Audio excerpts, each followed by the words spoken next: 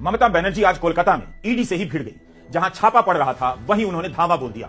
चुनावों के दौरान सर्वे करने वाली और रणनीति बनाने वाली कंपनी आईपैक के दफ्तर में छापा पड़ रहा था। इसके प्रमुख प्रतीक जैन के यहां छापा चल रहा था। ममता बनर्जी सीधे उनके घर गईं और पार्टी से जुड़े दस्तावेज और इलेक्ट्रॉनिक उपकरण लेकर बाहर आ गई। क्या देश की जनता यह नहीं देख रही कि जब भी चुनाव आता है विपक्ष के राज्यों में ईडी किस तरह सक्रिय हो जाती है और फिर कई साल तक उस केस का कुछ पता भी नहीं चलता। कब तक केंद्रीय एजेंसियों का इस्तेमाल चुनावी राजनीति में होगा?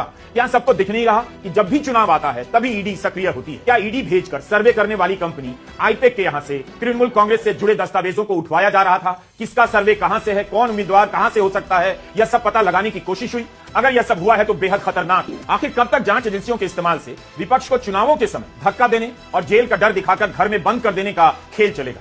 ममता बनर्जी ने आज जिस तरह से इस डर को तोड़ा है वैसा कभी किसी ने नहीं किया। अप्रत्याशित रहा। ममता बनर्जी जो कह रही हैं, ईडी के पास ठोस बचाव नजर नहीं आया। ममता बनर्जी कहने लगी कि जब बीजेपी पर करोड़ों रुपए के घोटाले के आरोप लगाए जाते हैं तब ईडी कोई एक्शन नहीं लेती। क्या छापे के बहाने किसी पार्टी का रिकॉर्ड हथियाने का प्रयास हो रहा था? उसकी रणनीति का डिटेल निकाला जा रहा था? क्या आप जानते हैं कि बीजेपी के लिए कौन सर्वे करता है? उसकी फंडिंग कहां से होती है, कैसे होती है? क्या आप जानते हैं कि बीजेपी को कैसे कुछ ही साल के भीतर हजारों करोड़ रुपए के चंदे मिलने लग जाते हैं? क्या ईडी ने जानने की कोशिश की? किसी जांच एजेंसी ने पता लगाया?